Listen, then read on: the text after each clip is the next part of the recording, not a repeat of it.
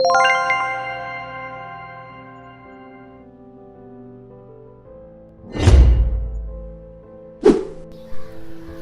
Thinking का इसका इलाज क्या है?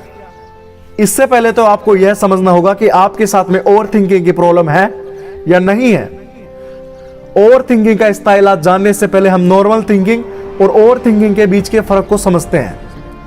यदि आप किसी पार्टिकुलर टॉपिक के ऊपर सोचते जा रहे हो, क्योंकि आपको उस टॉपिक को समझने के लिए उसके बारे में सोचना आवश्यक है, आप पूरा मन लगा के उस टॉपिक को समझने की कोशिश कर रहे हो, तो यह नॉर्मल है। अगर आपका बहुत लॉस हो गया है, आप कुछ समय के लिए नेगेटिव सोच रहे हो, या कुछ से मेरा मतलब है बहुत ही कम टाइम। अगर आप बहुत ही कम टाइम के लिए नेगेटिव सोच रहे हो तो यह भी नॉर्मल है, क्योंकि लॉस होने पर थोड़े बहुत नेगेटिव विचारों का दिमाग में आना लाजमी होता है। लेकिन अगर आप किसी टॉपिक या किसी घटना के बारे में सोच सोचकर बहुत परेशान हो रहे हो, जबकि आप यह नहीं चाहते कि आप उसके बारे में बार बार सोचें, लेकिन आपका दिमाग उस घटना के बारे में बार बार कई प्रश्न खड़ा कर रहा है, यह हुआ तो क्या होगा, यह नहीं हुआ तो क्या होगा, और भी कई टाइप के नेगेटिव विचार आपके कंट्रोल से बाहर होते जा रहे हैं, तो इसे हम कहते हैं ओवर थिंकिंग। थोड़ी देर के लिए ओवर थिंकिंग करना नॉर्मल थिंकिंग का पार्ट है, लेकिन कभी कभी हम अपने विचारों में इतने उलझ जाते हैं कि हमें पता ही नहीं होता कि इन विचारों का अंत क्या है। और हम इस बात को भी जानते हैं कि इस टॉपिक के बारे में सोचने का कोई फायदा नहीं है, लेकिन फिर भी हमारा दिमाग लगातार उलझता रहता है, तो इसे कहते हैं ओवर थिंकिंग। नॉर्मल थिंकिंग करने पर व्यक्ति कुछ समय तक थिंकिंग करने के पश्चात कोई डिसीजन लेता है और फिर उसके हिसाब से काम करने लग जाता है। लेकिन ओवर थिंकिंग में व्यक्ति लगातार फालतू बातें सोचता रहता है, लेकिन वो कोई भी डिसीजन नहीं ले पाता। उल्टा वह जितना ज्यादा सोचता है वह उतना ही उलझता जाता है। नॉर्मल थिंकिंग करना सही होता है, लेकिन ओवर थिंकिंग करना आपके लिए बहुत खतरनाक है। ज्यादा ओवर थिंकिंग करने से आपका दिमाग कमजोर हो जाता है, इसलिए आप कोई भी डिसीजन लेने में समर्थ नहीं हो पाते। तो अब बात करते हैं कि ओवर थिंकिंग का इसका इलाज क्या है, इसका स्टेबल सॉल्यूशन क्या है। अब तक आप यह समझ चुके हैं कि ओवर थिंकिंग क्या है, अब इसके सॉल्यूशन के बारे में समझते हैं।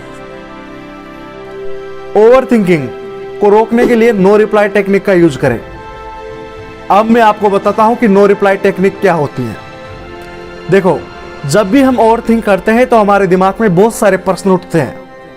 जैसे कुछ एग्जाम्पल अगर मैं आपको बताऊं, जैसे कोई काम होगा या नहीं होगा, मैं कर पाऊंगा या नहीं कर पाऊंगा, मैं जॉब लग पाऊंगा या नहीं लग पाऊंगा, मैं बुरा हूं या अच्छा हूं, मैं कौन हूं, और भी कई प्रकार के फालतू प्रश्न आपके दिमाग में चलते हैं। जब आप एक प्रश्न का उत्तर देकर खुद को राहत पहुंचाने की कोशिश करते हो तो कई सारे प्रश्न और खड़े हो जाते हैं, जिससे आप अपने ही सवालों में उलझते जाते हो, जिससे आपको ओवर थिंकिंग की प्रॉब्लम हो जाती है, क्योंकि आपका दिमाग उस समय डिसीजन लेने में असमर्थ हो जाता है। इसीलिए नो रिप्लाई टेक्निक से मेरा मतलब है कि आप उन प्रश्नों पर ध्यान ना दें और उनका रिप्लाई ना करें, क्योंकि अगर आप उनका रिप्लाई करोगे तो आप उलझते ही चले जाओगे। इसलिए जब भी आपको लगे कि आप ओवर थिंकिंग कर रहे हो, तब उन विचारों को इग्नोर करने की कोशिश करें, उनका बिल्कुल भी रिप्लाई ना करें।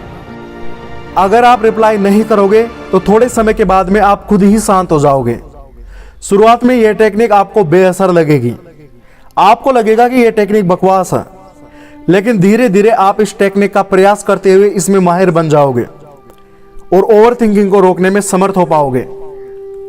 जब हम अपने दिमाग में चल रहे फालतू विचारों का रिप्लाई नहीं करते हैं, तो धीरे धीरे आपके दिमाग में प्रश्न उठना बंद हो जाते हैं। इसीलिए ओवर थिंकिंग को रोकने का पहला स्टेप है नो रिप्लाई, दूसरा स्टेप है आत्म सुझाव, तीसरा स्टेप है दिन में दिमाग को 2 बार खाली करें। आप ओवर थिंकिंग को रोकने की पहली स्टेप समझ चुके हैं।